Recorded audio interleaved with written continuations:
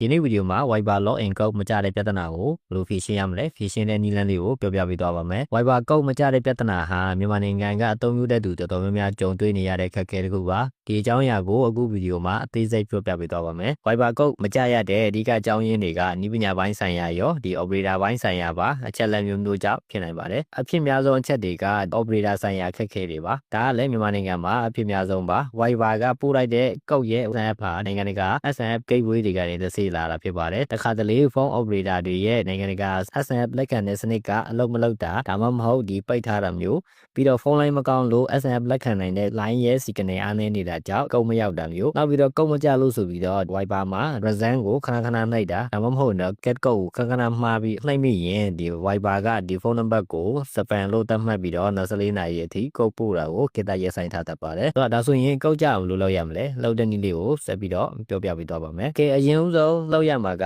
ကိုယ့်ရဲ့ဒီ Viber app က permission ပေးတာလားမပေးတာဘူးလားဆိုတာကိုအရင်စစ်ကြည့်မယ်စစ်ဖို့အတွက်ကို Viber ကိုတစ်ချက်ထားလိုက်မယ်ပြီးလို့ရှိရင် add info ကိုတစ်ချက်နှိပ်လိုက်မယ်အဲ့ဒါပြီးလို့ရှိရင်ဒီနေရာမှာ permission ကိုတွေ့ရမယ် permission တွေ့ရမှာဆို permission တွေကိုဝင်လိုက်မယ်ဒါဆိုလို့ရှိရင်အကောင်လုံးကြက်ချီခတ်နေတာပေါ့နော်အကောင်လုံး crowd ဖြစ်နေတယ်ဒီ permission မပေးရသေးဘူးပေါ့နော်အဓိကဒီနေရာမှာ permission ပေးရမယ့်အရာကဒီမှာဖုန်းရယ်ပြီးလို့ရှိရင် message ရပေါ့နော်ဒီကတော့ဒီသုံးခုရရင်တော့ဒီလုံနောက်နေပါပြီပေါ့နော်ဒါပေမဲ့နောက်ဆိုလဲ Viber သုံးလို့ရှိရင်နောက်ဆိုလဲဒီ video call လို့ရှိရင်လဲ camera လိုအပ်မယ်ပြီးလို့ရှိရင်ဒီဓာတ်ပုံတွေ video တွေပို့ရင်လဲဒီမှာ permission ကပေးရမှာပဲဆိုတော့ဒီမှာရှိသမျှအကုန်လုံးကို permission ပေးခဲ့လိုက်မယ် okay ဒါဆို permission တွေအကုန်လုံးပေးပွားပြီဆိုလို့ရှိရင်ကျွန်တော် Viber ကိုတစ်ချက်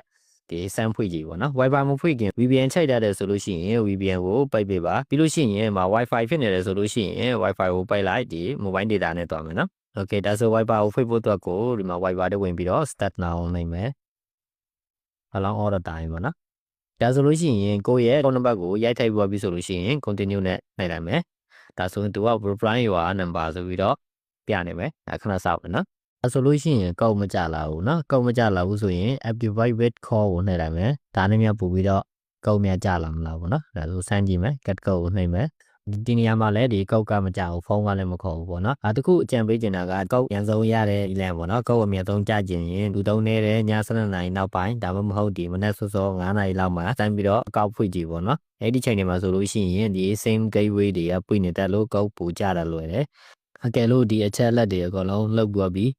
ဒါလည်းကောက်ကမကြသေးဘူးဆိုလို့ရှိရင်နောက်ဆုံးနီလန်တစ်ခုဖြစ်တဲ့ဒီ Viber Sport ကနေစာတင်ပြီးတော့ကောက်တောင်းတဲ့နီးပေါ့နော်အဲ့ဒီအကြောင်းကိုဆက်ပြီးတော့လုပ်ပြပေးတော့ပါမယ်ဖုန်းလည်းမခေါ်လာဘူးကောက်ကလည်းမပို့လာဘူးဖုန်းနံပါတ်ကလည်းကိုအမြဲတမ်းတုံးနေတဲ့ဖုန်းနံပါတ်ပဲအရေးကြီးတယ်ဒီ Viber အကောက်ကိုမဖြစ်မနေဖွင့်ရမယ်ဆိုလို့ရှိရင်နောက်ဆုံးတနည်းဖြစ်တဲ့ဒီ Viber Sport ကနေတော့ပြောပေါ့နော်ဒီမှာတော့ support